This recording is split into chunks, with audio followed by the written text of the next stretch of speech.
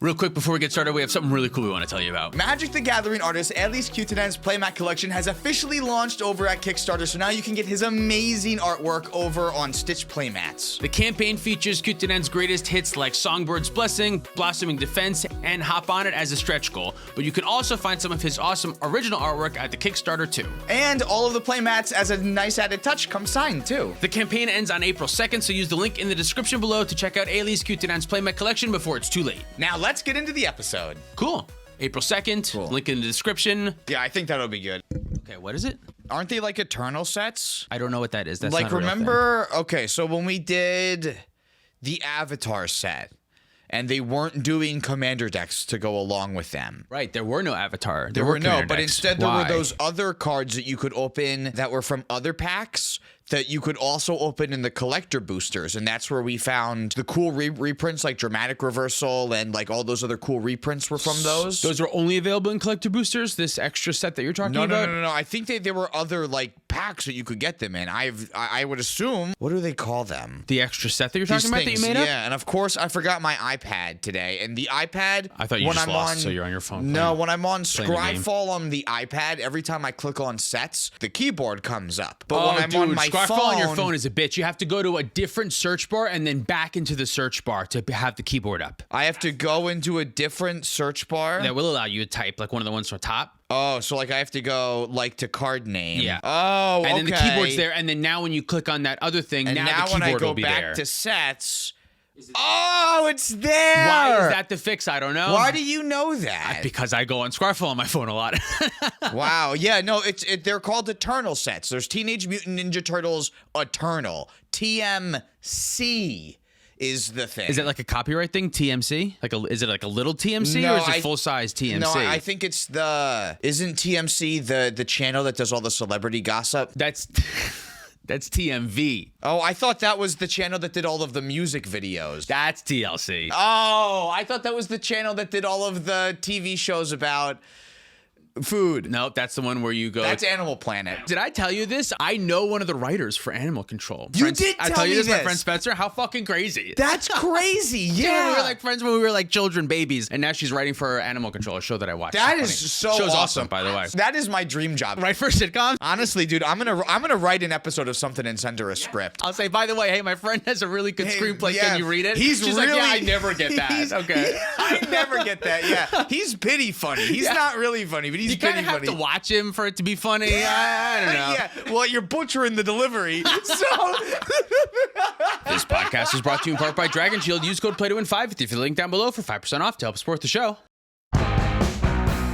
welcome to the Play to Win podcast, where we talk about winning in cEDH. I'm Cam. And I'm Dylan. This week we are talking about a few things. The main thing we're talking about is 3 interesting decks that have recently won cEDH tournaments. I'm excited about that because I don't know what those decks are. I wanted it to be a surprise for you. Yeah. And then we have a couple of other little small things that we wanted to touch on before. One of them is the legendary rule, the legend rule. Wizards has posted an article recently where they were talking about the legend rule, maybe if they should get rid of it or whatever. We're going to talk about what our thoughts on that. And then we have a couple Teenage Mutant Ninja Turtle cards that we want to talk about that we didn't talk about in the set review that we're not sure are actually any good, but that are like close enough that are worth chatting about. They're not good enough for the set review, but they're still good enough to talk about. Yeah, I guess. I don't know. Yeah. No, but they're very interesting. There's definitely applications that caught our eyes after the set was already released. You want to talk about the 4 Turtles cards that we have today? Yeah, let's start with Raph and Mikey. This is 5 and 2 Gruul for a 7/7 legendary mutant ninja turtle with trample and haste, and when he attacks, you can reveal cards from the top of your library until you reveal a creature card. Put that card onto the battlefield tapped and attacking, and the rest on the bottom of your library in a random order. So when we first saw this card, we were like, oh, that's fun. It's like polymorph in the command zone. So if you like put a Tali in your deck, you can like always get a Tali for 7 mana. You're in Gruul, Right. so yeah. But then you're playing no other creatures, and we couldn't figure out a world in which that could be any better than actual Atali. Now, I do think that's still true, because playing Atali without some of the creatures makes no sense at all. because Food Chain and Squee and Twin Flame and Dualcaster, yada, yada, yada. But I do think this effect is powerful enough that I do think there might be another way to build this where you just put like a whole bunch of creatures that can take control of the board really quickly and try to get a trigger from that. I don't know if that's actually any good, but the effect is powerful. I'm kind of curious. Do you know what this would remind me of? Remember the Rograk Tevesh deck that would use the red versions of Polymorph, like Transmorgify on Rograk, and try to find something like a Void Winnower? Oh, maybe you find like Sire of Insanity? Yeah, right? I mean, you can't you find can't Sire because in this deck, right? But like red-green, what do you find? You know, normally like the natural order creatures, I would say, is what you want. But Terastodon's not good in this format, and Woodfall Primus is not good in this format. Crater Hoof, you need all the creatures. Normally the green tutor targets, you kind of need a couple of other stuff to get into play. So I feel like it would still want to be stuff like Void Winnower that you're trying to get into play, though. Like other general stacks pieces. Yeah, and you could play Galta. Galta is just like a cool card. If you can, I don't know, put all the stuff from your hand, then if they get locked up in your hand, as long as you get that trigger, you can put them into play. I don't know if it's any good. I've seen some chatter of this card in like Legacy, and anytime there's a card that's like almost good in Legacy, I think, oh, maybe in cEDH. It does a big, powerful effect. I don't know. I'm not sure what to do with it. I guess who cares if you don't make 15 mana for free off of your one attack? If you flip into a Collector Oof, you can still fuck up your opponents. Sure, yeah. And that's still a free creature. And then you just bought yourself one more turn to get another attack and then get another free creature when you attack again. Yeah, exactly. I guess the problem is that it enters tapped and attacking, and the creature doesn't gain indestructible like Winota. Yeah, so it could just end up dying if it is something small. You're in red and green, so there's like Simian and Elvish Spirit Guide. There's like Tinderwalls and Birds of Paradise that you're gonna hit sometime. Shit that you want to like help you need ramp for the this mana, out. and like you could just not play those cards and do all artifact mana. Well, now my Collector Oof idea is gone. Like my whole stacks plan is gone. Well, that was probably gone to begin with. I guess, I guess that's true. Yeah, so I don't know what to do with this, but the effect is powerful, so I think it's like worth looking at. But I feel like I've said that like 5 times at this point. I just don't know. I think this is not a commander. This is like something that like a Kenrith deck wants to reanimate, so they can just get like a ton of value over the long game. Maybe that's not a good example of. No, yeah, you could use also like Scroll Rack and Brainstorm and things like that to like make it so that your hits are pretty good. I mean, this could get like Protean Hawk into play. Worldly Tutor and also Sylvan Tutor, the sorcery speed one. Yeah. Why not, right? Oh, like a Kinnan deck. You just set yourself sorcery up. And then attack right away and get whatever. It's 1 mana, get whatever creature you want into play. That's pretty good. I figured it out. Cam figured it out. Hire figured it out. Yeah, I played against Hire from, playing with Power and everywhere on the internet. He has Raph and Mikey, and he turned 2'd us. It's kind of like a tile league. You just play like all the ramp spells and the artifacts that get you into 7 mana, and then when you cast them, you flip into creatures that will give you an additional combat. So like he flipped into Port Razor, and now you get to go to another combat. So Raph and Mikey now goes and attacks another player who only had 1 turn. So now they're being dealt 14 commander damage. Oh, sure. And then Morag Fury of Akum comes into play. And then we go, okay, here's my land drop for turn. And then there's another combat after this. And now next thing you know, there's a player dead and another combat coming after this. Wow. Okay. Yeah, that's something. So we had a feeling that there was something. Maybe this is the something? Way better than Void Winnower. Yeah, don't do stacks. Do winning stuff. Win on turn 2. It was super insane. Yeah. Yeah, I guess there is some room to think about this card, but don't spend too much time on it. It's just good enough to think about for now. Exactly. Yeah. It is a cool card though. Yeah. Speaking of cool but rude is our next card. I like that the name of this card exists, just in general, yeah. This is 1 in a red for a enchantment class. Do you remember classes? I know Barbarian class is a card because whenever you roll a die, you do it again or something, and I said one day there'll be a card for die rolling, and this might be good. Classes were from the D&D set that we were in because of D&D classes and stuff, and now this is a class for some reason. But whenever you attack, you can discard a card, and when you do, you draw a card, and at level 2, you can level it up for another 1 in a red. At sorcery speed. Whenever you discard a card, this class deals 2 damage to each opponent. And at level 3, for another 1 in a red, when it becomes level 3, search your library for a card, put it into your hand, shuffle, then discard a card at random. So it's like a gamble after you spend 6 mana on it. Here's the thing that I've seen talk about this card a lot, is that if you get it up to that level 2, and it says whenever you discard a card, you deal 2 damage to each opponent, right? Yeah, to each opponent. So if you Necropotence for 20 or 27, and then go to your discard and discard the hand size and discard 20 cards, you'll deal 40 damage to each of your opponents, right? Yeah, that's a 2-card 7-mana combo. That is good on paper, but I have a hard time seeing how this would actually be good, because kind of all it does in that situation is win the game. Technically, the first mode loots, that's okay, but I don't want to spend 2 mana on that in cEDH. And the 6 mana is a gamble. That will feel good, but you've spent 6 mana on that over the course of turns. It sounds so like you're trying to win before that even, too. Right, so. yeah. So like the dream world for this would be make a bunch of mana on turn 1 and be able to cast this, level it up, and cast Necropotence, and then go right to 27 and win the game right away. But that's making 7 mana. I have to have red and black,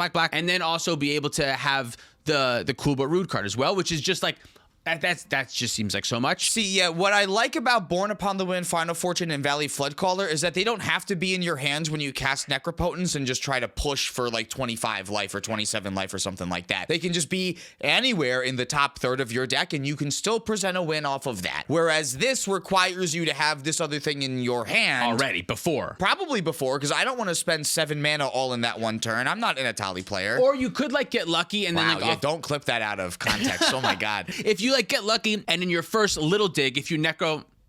I mimicked you. I'm so sorry. I didn't mean to throw you off. For some reason, I liked that motion. I wanted to do it too. There is a world where if you necro for like a small version on turn 1, normally I'll just like go for 7 or 10 or whatever, and then you find it there, and then on turn 2, you have the 4 mana to cast that, then that's your only win condition. Or you can like tutor for that and just cast that, then you go for 30 and then you discard it away. But I would also argue if you are able to set up a situation where you can have Necropotence in play, put 30 cards in your hand and go to your end step, you can win another way. You can win a different way with Born Upon a Wind and Valley Floodcaller, and you can win with the cards that you have rather than discarding the cards. All this does is something that we can already do, but it's another version of it. So that's also something. Like the sorcery speed extra turn spells, they're kind of bad, but it's in the same thing. Like you can't do it in the end step, but there's only 3 instant speed ways to enable it, so you want a 4th and a 5th. Hopefully off of your first small necro, you find one of those things and then you can go more. I guess this is the 6th, though, because Last Chance and Warrior's Oath are both half the amount of mana that this is to turn on. And not only that, if you combine those cards with Born Upon the Wind, like you Born Upon the Wind and you need to still make more mana, you can still then, in instant speed with the Born Upon the Wind, cast one of those sorcery speed extra turn spells,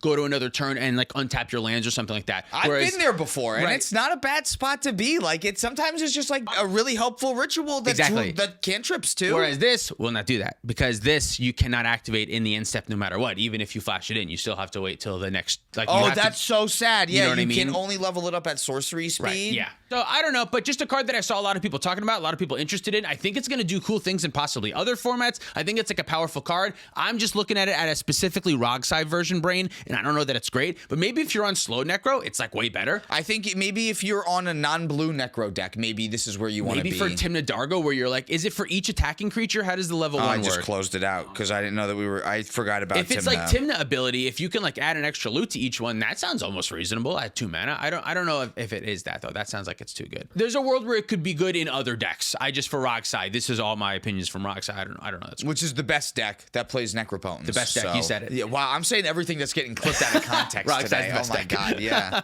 Turtles Forever is our next card. This is 3 and a white for an instant that says search your library and or outside of the game for exactly 4 legendary creature cards you own with different names, then reveal those cards. An opponent chooses 2 of them. You put the chosen cards into your hand and shuffle the rest into your library. This one is weird, and I wanted to talk about this one, but I thought 4 mana tutor, that's way too bad. But this does something kind of interesting that I think is maybe worth talking about. Is it legendary creature or legendary permanent? No, legendary creatures. Okay, legendary creatures is not so good. I don't know. Sisei has a ton of legendary creatures in the deck. There's a world where just like any 2 of 4 could be good, and I could definitely see a situation where you could set up a pile that you always get what you want. You know what I mean? Like there could be a world where you have 4 of the same effect and you always get it. A 4 mana like instant a clone, speed tutor. If you can find Sakashima and then Deadpool and Derevi and Flash, maybe if you have the Bloom Tender already. Exactly, like something that like is going to give you the same 4 effect. I don't think there's a world where if I need like a meal, I'm going to get a meal, but like some of those very specific repeatable effects, because the other 2 cards have to go back into your library.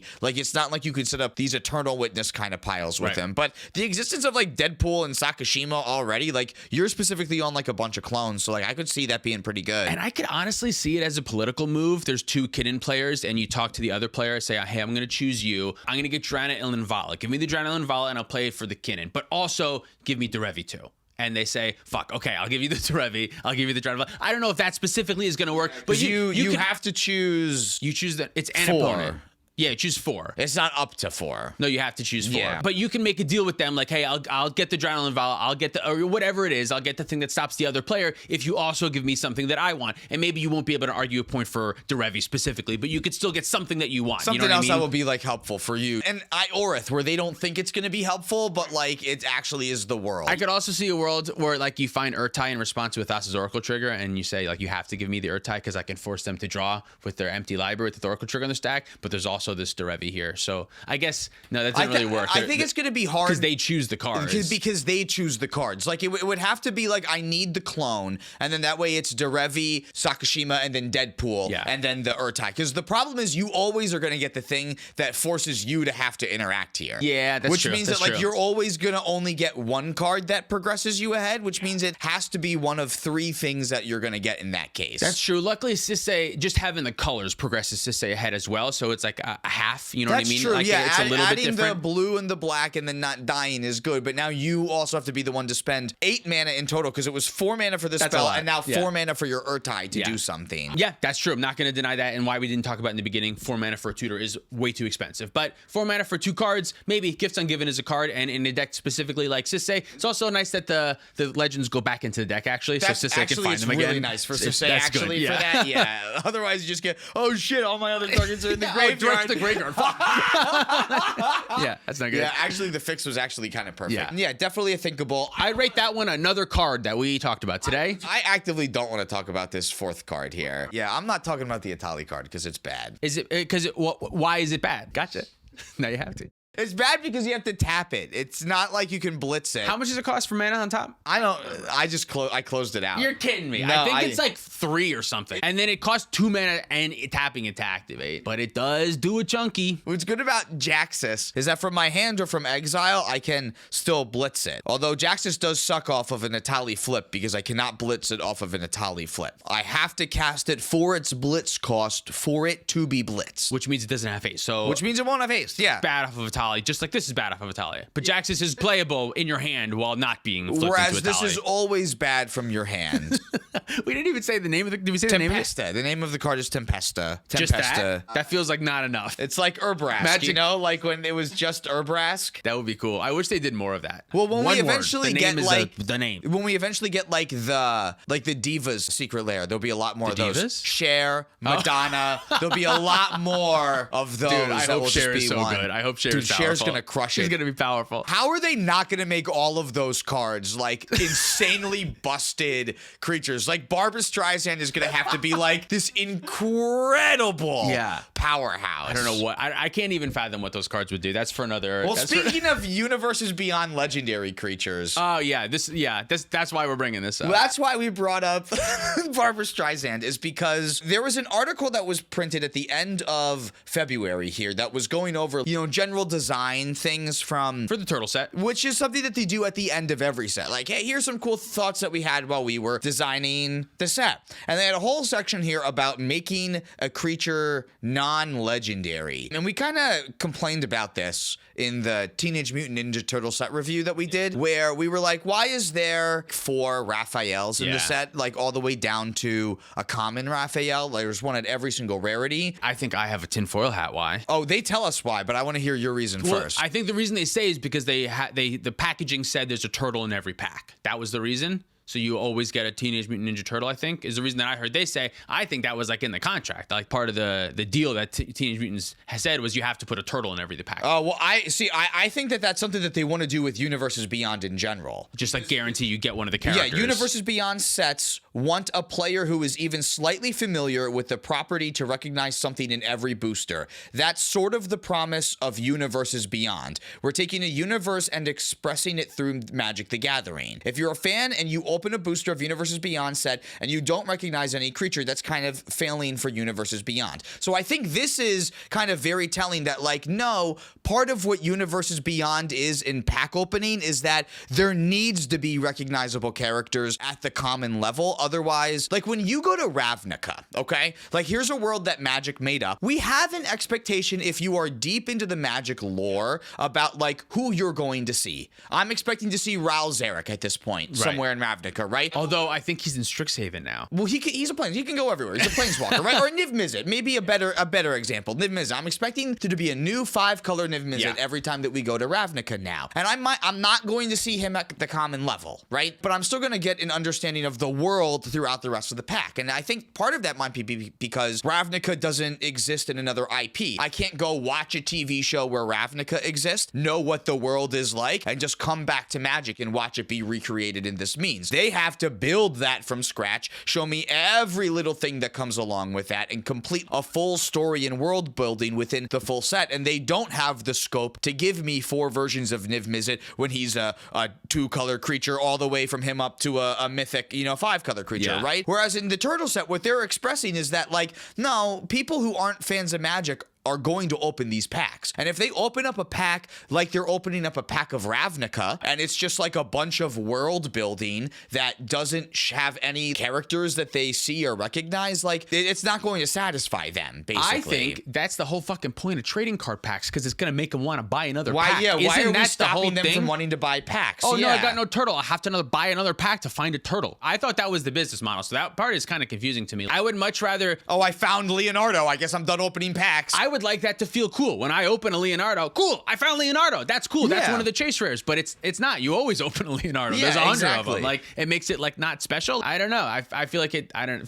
We're not. No more negative shit about turtles. We're talking about the legend rule. I don't know why I'm going off a negative tangent about turtles. Because the turtles is where this is stemming from. Yeah, they keep talking about the turtles. That's why we're gonna keep talking about the turtles. About turtles. They are. I don't want to talk about the turtles any more than you do. Nobody wants to talk about this shit. But they keep bringing them up.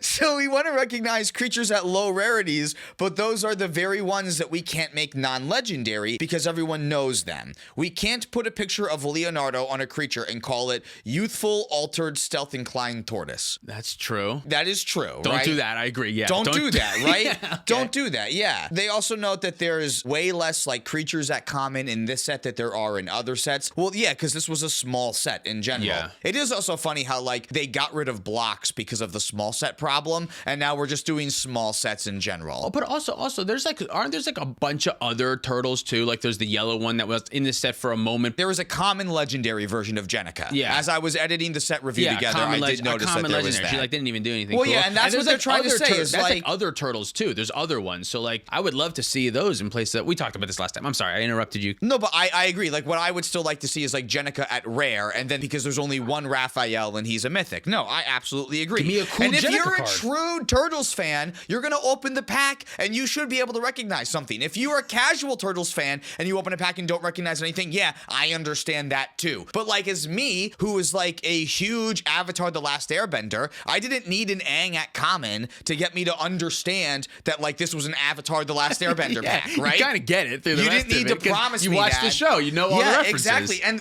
this is what was a little bit aggravating for me about this is that I know. All right, sorry, I didn't mean to make you hot. no, it's okay. So it's okay. So they talk about here's 3 rules that they have is that you can't have more than one copy of a legendary creature on the battlefield. If a card includes the name of a specific character, it has to be legendary, and a legendary creature can be a commander and lead a commander deck. These are the 3 separate things that the legend rule does and is. That the legendary super type completely coalesces. Yeah, exactly. Look at us, we know words. So this article was written by Eric Eaglehard. Shout out Eric. Great And work. so when I say Mark Rosewater and I'm talking That's about about Mark Eric, Rosewater and Eric. Mark Rosewater and I have argued for some kind of adjustment to be made, but removing the legendary status of some creatures who aren't the focus of their universe and using as many generic creature concepts as possible was the way the majority of R&D wanted to handle the issue. And they had good points too, because we can make legendary creatures even at common slightly more powerful than normal because you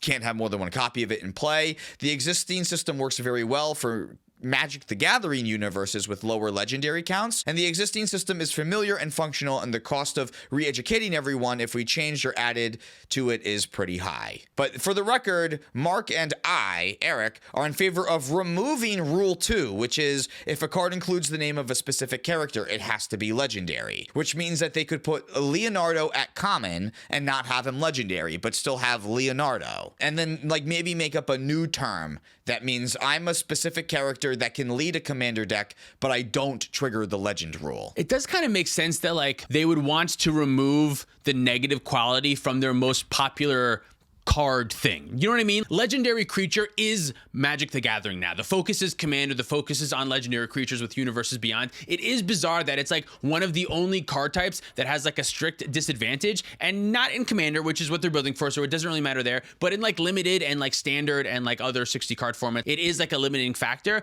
I think that's okay that it's like a limiting factor, but I get why they would want to change it. The other thing too that they say, while some franchises have plenty of interesting generic concepts that players know, many don't, and TMNT is one of them. Yeah. And I think that right there just says, well, that was the problem, right? Yeah, Turtles was not a good pick. Was that this was a terrible idea for a full set and should have been like just a commander deck where each of the turtles had their own commander deck. And I don't want to put words in their mouth, but that sounds like what they're trying to say. That like this This was a bad idea to do a set. This is a bad idea. Yeah, exactly. So I don't really think we should be making big sweeping changes based off of a set that was a bad idea. And but it's also not their fault either. They're not the ones that decided we're going to Turtles. Do you know what I mean? It's right. not These two Mark Rosewater's fault. It is not Eric Eaglehart's fault at all. Yeah, we're not saying that at all. They're doing a great job. I would just hate to do like a big sweeping change because we had to use this IP that was not a good fit for this medium, and we're gonna like change up how the rest of them are gonna go, which is gonna change like all the Magic in universe stuff.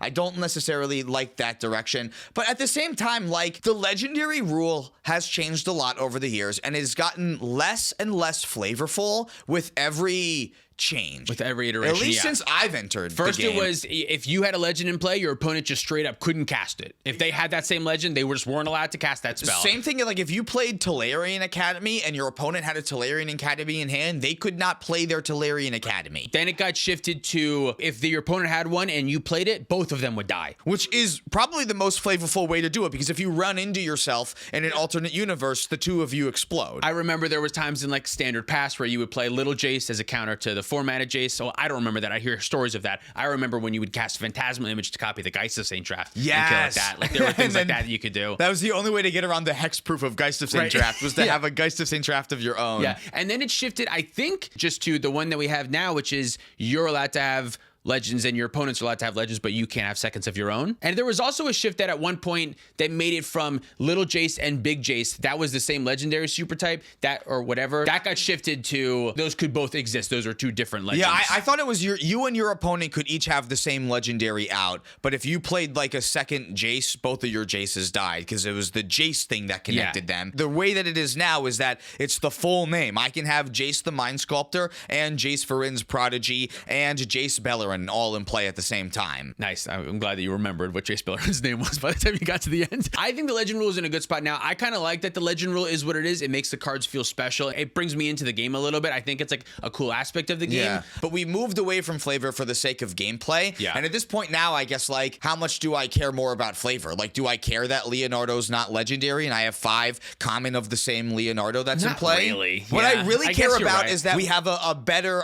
IP that has a more fulfilling universe that we can flesh out in a Magic universe and not have to really stretch these other properties that don't have a lot of recognizable things going on in them, just so that we can, make a partnership happen. Because the Turtles is owned by somebody else. So this was like something else that we had to do in conjunction with something else too. I think whatever is the best gameplay decision, I think that's maybe what we should do. I want to revamp my opinion before. If there's a compelling argument that removing that legend rule would make better gameplay, I think that's fine. I just don't know that it would. And I think that like Atali being good and being able to kind of exploit that rule, because every time you make another copy of the Atali, you can put your Atali back to the command zone and then recast it, and you get to keep on sending back to the command zone. So like it works well for that deck, which I think is cool. But if there's like a valid game play reason why there should be no legend rule anymore, I think I'm also okay with that. Well, I think they still want to like keep the legend rule. I think they want to make legendaries non-legendary. Yeah, well, yeah, I think they want to keep the legendary title of it. They just don't want it to.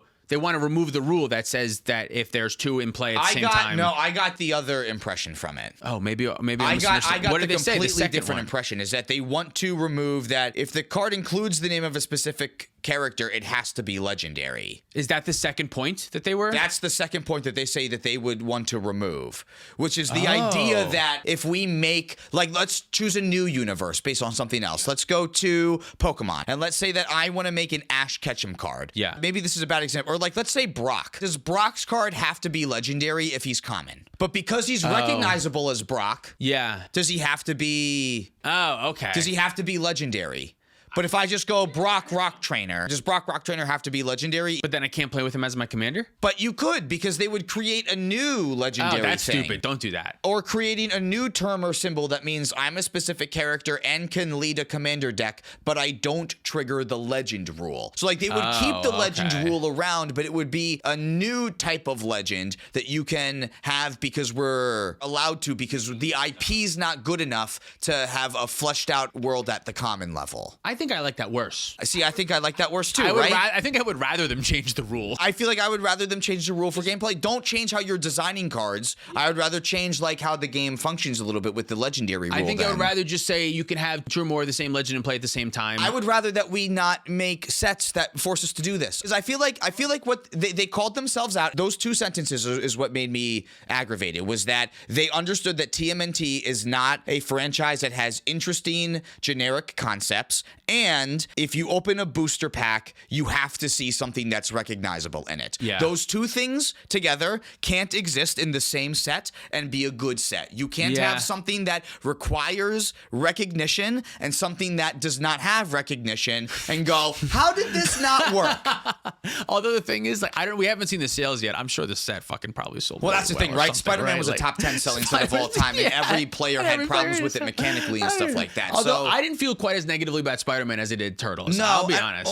Maybe it's because the second time you get punched, it hurts more than the first time you get punched. It's like I already have a bruise there. I already have right? I don't want to go back to New York City again for Marvel again. Generally, from Turtles fans, it seemed like they like the set. Probably because they saw a turtle in every pack. They probably did, yeah. Like, we got a lot of comments in the set review. Like, they like the art. It seems like there is a lot of lore that's in these packs that, like, we just don't know. But again, I think that just goes to, this is not a very recognizable IP. We're going to go to the Marvel set as our next Universes Beyond thing. It's going to be night and day, the recognition that there is between Marvel superheroes and Teenage Mutant Ninja Turtles. Big difference. I think I still have hopes for the Marvel set. I know I said a little negative thing back there. I think I don't know. I have hopes for the Marvel set. I think they're going to do a good job with that. There's enough stuff. Marvel is big enough. I think if they do all of Marvel, I do think there's enough stuff that they can make a cool set. I think Spider-Man had enough stuff, but they had to like rush extra commons because they didn't expect it to be a full set, right? Yeah. This one was different because they knew it would have been a full set. I had no expectation that they didn't think it would be a full set, but it's still a small set that didn't have a lot of flavor to go off of. That should have just been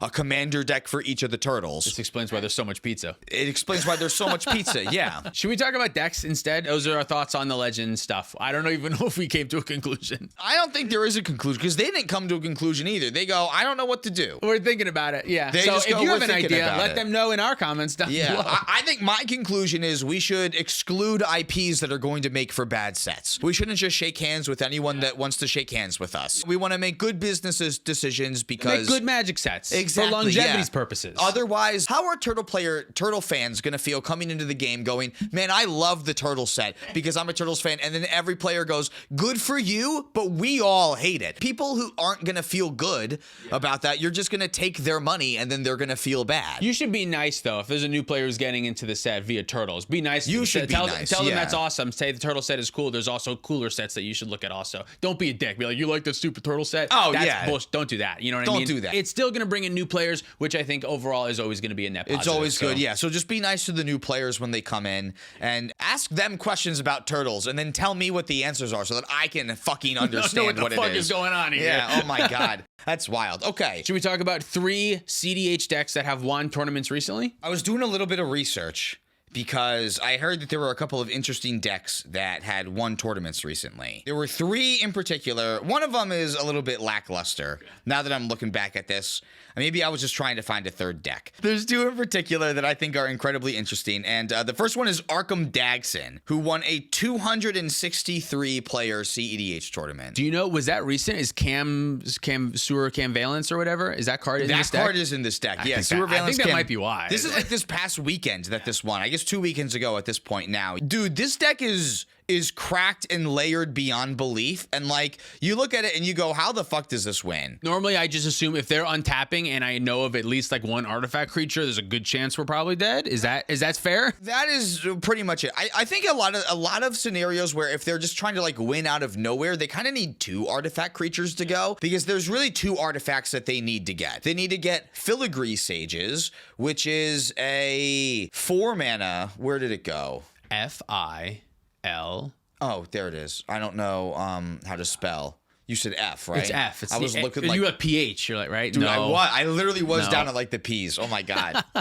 Filigree Sages is 3 and a blue for a 2/3 that for 2 and a blue lets you untap an artifact. This is a bad artifact creature. Yes, but it does something very crucial. Because with Chromatic Orrery, it just makes infinite mana. Oh, huh. Okay. Right? Interesting. Chromatic Orrery just lets you tap for 5 blue, and then you put that into the Filigree Sages activation, which lets you untap the Chromatic Orrery, and then you can make infinite mana this way. Filigree is a artifact creature though, so it can't have summoning sickness. Filigree Sages does not tap for you to do this. It's You're just kidding. 2 and a blue, Ah. untap target So it can happen artifact. the moment that it comes into play. It can achieve this if you have the chromatic aura in play. Here's something that I'm worried about now, though. What's that? What does Arkham Dagsum say? You can sacrifice an artifact creature and tap it to go search your library for an artifact and put it into play. No, for a non-creature artifact. Non-creature artifact. So you can't find Filigree Sages. Not off of a direct search, maybe off of another artifact tutor. Man, I'm so mad at myself for forgetting the stupid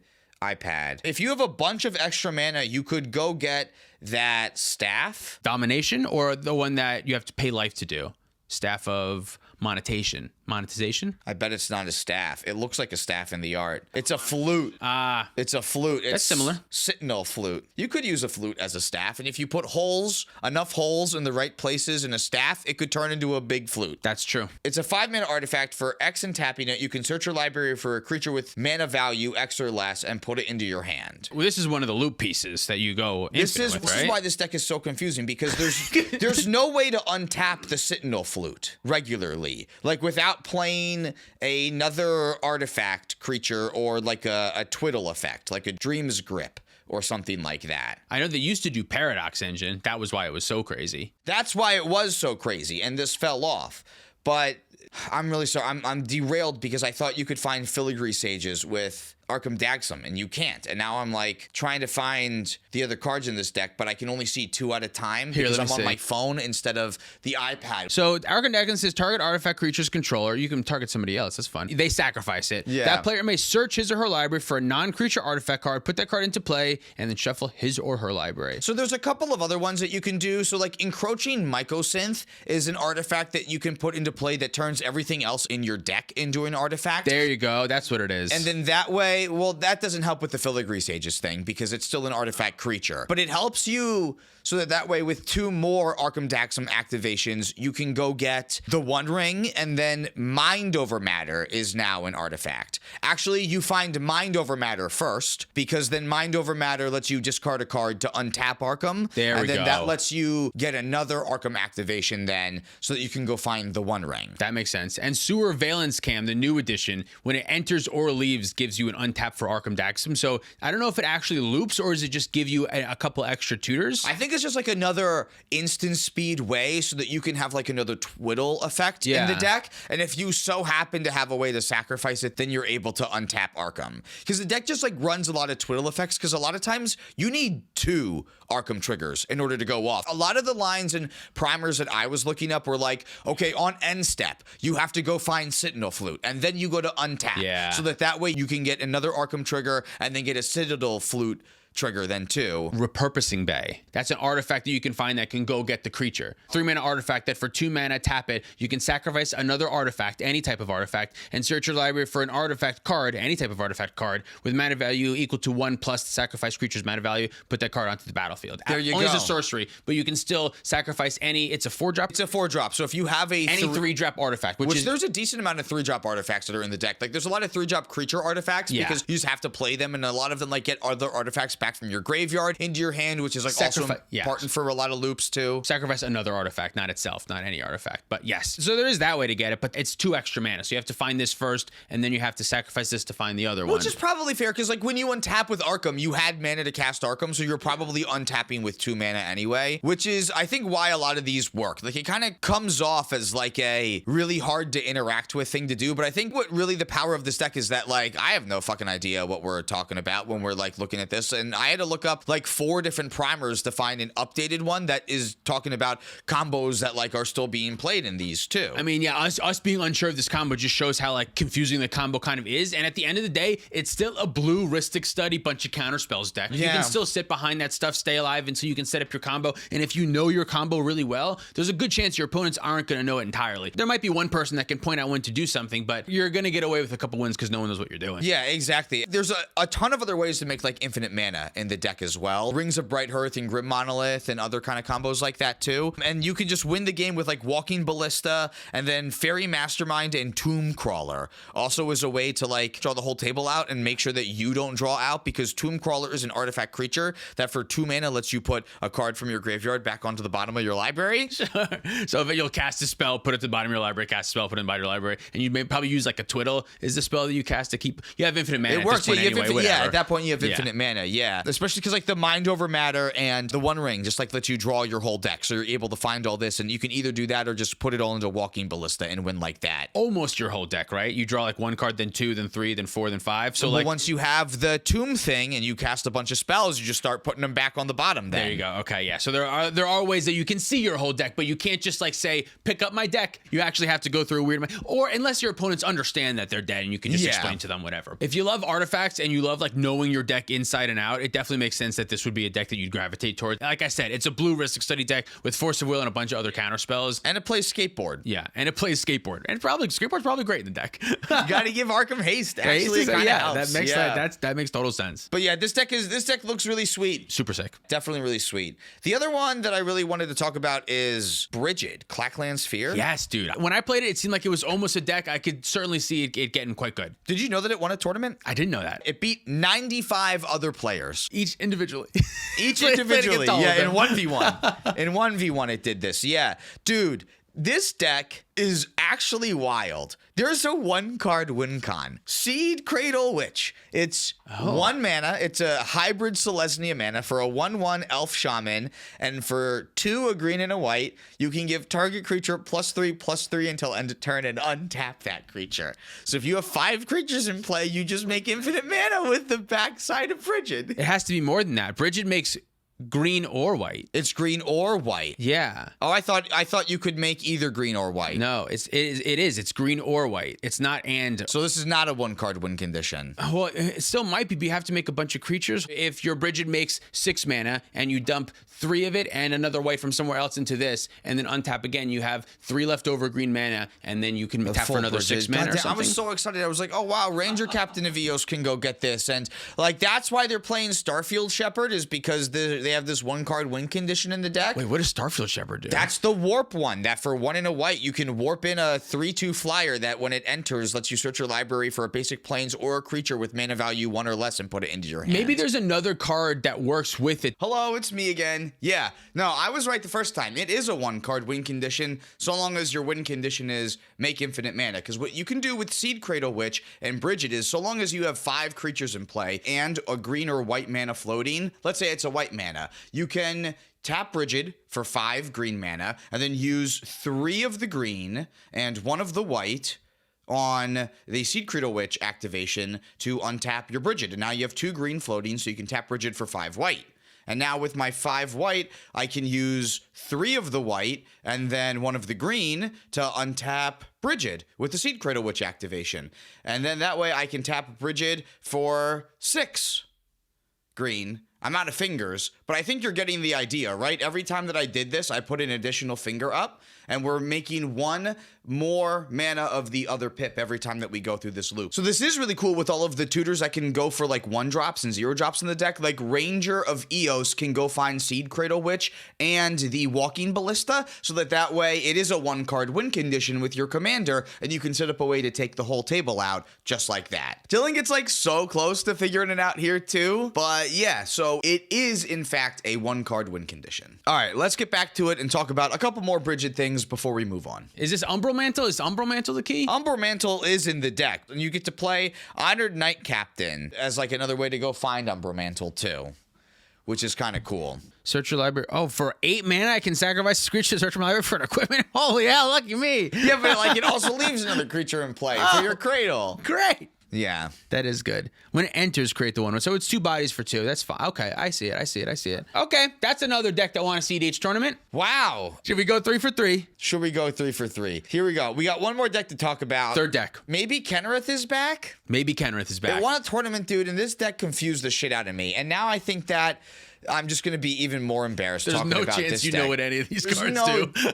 There's no way I'm going to tell you why Niv Mizzet Perun is in this deck. I mean, I can tell you why. It's because they decided that they want to play Necromancy and Entomb and Reanimate in this deck, too. Is Neoform in there, too? And there is a Neoform in here, bada too. Bing, so you can boom. just put You're just 5-color Niv Mizzet? Is that what it is? Is that what we're doing? Well, there's no curiosity in this deck either, right? It's just to like... Niv Mizzet's good. Who can beat a Niv Mizzet? Yeah. Not many people. It's a bunch of, like, I would say unorthodox combos. And I think that's part of the reason why this deck is able to do so well, too. Take a spin through there, dude. Let's go. There's a lot of normal stuff with, like, Mana Dorks, this is Nordal, okay. Snap, Eternal Witness, and... Even Interrupter, that's an interesting choice. That's interesting, Shatterfang, Dualcaster Mage, these are interesting choices. Dualcaster Mage was interesting. Yeah, go through and see if you can find, like, the card Twin Flame or something there, either. Is it not there? There's no Twin Flame. Dualcaster Mage? You know what is there, though? Stunt Double and Deadpool and Clever Impersonator and Warren Soul Trader. Well, Warren Soul Trader makes sense with the squirrel. With the squirrel. Flash Photography. That's another card we should have talked about. Did we talk about that card? We talked about that card in the live podcast, the last live podcast that we did, but that is one that I actually have on my list for another podcast. Okay, the next time that we talk about a list of cards. But the combo with Dualcaster Mage is Ghostly Flicker. Oh, yeah. That's a weird one. It's infinite mana that way. Sure. Okay. So in response to your Ghostly Flicker, you hold priority, you Dualcaster Mage, make a new Ghostly Flicker that targets a land and your Dualcaster Mage, so that way you get to untap your land and then make a new Dualcaster. Instant speed. At instant speed, yeah. So that this way you get to make infinite mana at instant speed, put it all into Kenrith. That is like really that good. Does kind of sound good. Because neither of them are like kind of dead cards. Like the deck's also on Cloud Shift as a way to get around interaction. And Ghostly Flicker is also Cloud Shift with additional upside. And plus, Dualcaster Mage is also interaction too. It's shitty interaction, but it is. But if we're playing even Interrupter, like right, I think there's also a world where like, okay, here's Dualcaster Mage. Although, dude, 6 mana instant speed to win the game is pretty neat. I don't think there's a world, but I'm thinking like, is there a world where like Thrasios Rograk plays Dualcaster and a couple of Twin Flames, and when you get to make a extra Twin Flame of your Spellseeker, it'll be good, and when you can Ghostly Pilfer is that what it's called? Ghostly Pilfer? Ghostly Flicker. Ghostly Flicker. Yeah. You can flicker your Guy's Cradle too, right? Yeah, it's any land. an artifact, creature, or land you can target with Ghostly Flicker. So that's like also just like crazy on its own. That like it can flicker your Guy's Cradle. It can flicker both of your Guy's Cradles if you have the extra one. And winning at instant speed is huge. I feel like if you're trying to lean into that mid-rangey type of super Ristic Study world, I think you want the ability to win over top of everyone pretty easily. And there are several ways to do that, but that feels kind of nice. I think that's part of the reason why they're on Necromancy too, is for the instant speed aspect of it too, and like the way that Necromancy kind of gets around the stack by not having to target something while it's on the stack too. I think what I'm coming out of this is I think maybe Ghostly Flicker is a good card. That's kind of what I got out of this quite a bit. 3 mana is a lot. 3 mana is so much. Yeah, no, 3 mana is definitely a lot, and Dualcaster Mage is Dualcaster Mage. Like, this is red, blue you have to have for this, but like, I guess we're already like leaning towards Niv Mizzet, so kind of who cares, right? Yeah. These kind of Kenrith decks always look really clunky to me nowadays, especially because they don't look like they run a lot of ramp. Like, there's very few artifacts in them. They're way heavier on the mana creatures, but I think that makes sense if you're doing like Ghostly Flicker. Now you can still play Cradle a little bit better in this deck than 2. I don't know. I just thought it was really cool, and I wanted to think about it a little bit more. I'm just like hung up on Ghostly Flicker now, because I'm just like, there's so many other things in like, and I'm not even thinking about this Kenrith deck, but I'm thinking about like the Rog's Thras deck. Rog's Thras in particular, like, there's so many, like the fairy that untaps a land. Cloud of Fairies. Cloud of Fairies and the Guy's Cradle. You can get like so many Guy's Cradle active. Like, so yeah, I don't know. I'm thinking a little bit about Ghostly Pilfer. I don't know about Kenrith, but Ghostly Flicker for sure. Ghostly Flicker, yeah. Those 3 decks won tournaments. Those 3 decks won tournaments, yeah. Anything else? No, that's pretty much it with that. Thank you so much for watching. If you'd like to support us directly, you can do so on Patreon, like our $100 patrons. Abyss AA, E4 Cards and More, Red, Finks MTG, Wandering Around, Mike H, Tom Bieber, Cumulative Upkeep MTG, Nathan Cohen, Okie Toad, Mr. Jerby, Penguin Man 0089, David Newman, Johnny Denver Omelet, Rocky Hall, Pat Fire, Spengler, Larceny Roar, Zorboy Blue, Sparky B, S.E. Phillip, Olden Groupie, Zach Hartley, Big Legs Banjo, Reactive, Sean in the Ice, The Works 472, Gare Bear Garrett, Mace the Ace, Luke Cook, Connor Sipon, Joshua Day, Demon of Rosgrease, Peter Stewart, Cornell Wilds, Uncle Butts, Duke Luke, Kwaja A. Hamid, Scott Hawk, and Baby G-Bus. If you want to pick up any of our merch, you can do that at playtowinmtg.com. Thanks for supporting the show, Dragon Shield. Check out our link in the description and use code PLAYTOWIN5 for 5% off. Follow us on the internet for more content. Thanks for watching. See you next time. Bub Russell, Devin Morrow, Ruby Supreme, Willow2998, Turtle99, Rick, Sharticus, Max McComber, Meta, Ben Finelli, Jason Brooks, Safarius, Sarcastic, Mystic Muffin Man, Zachary Coulson, Dalton Poteet, Jan Wildfang, Thomas Bueno, and David Nelson. What's the opposite of Korean Ranger? Is this a riddle? Wirewood Symbiote. Yes, that's the answer. That is the answer. That is just straight up the answer.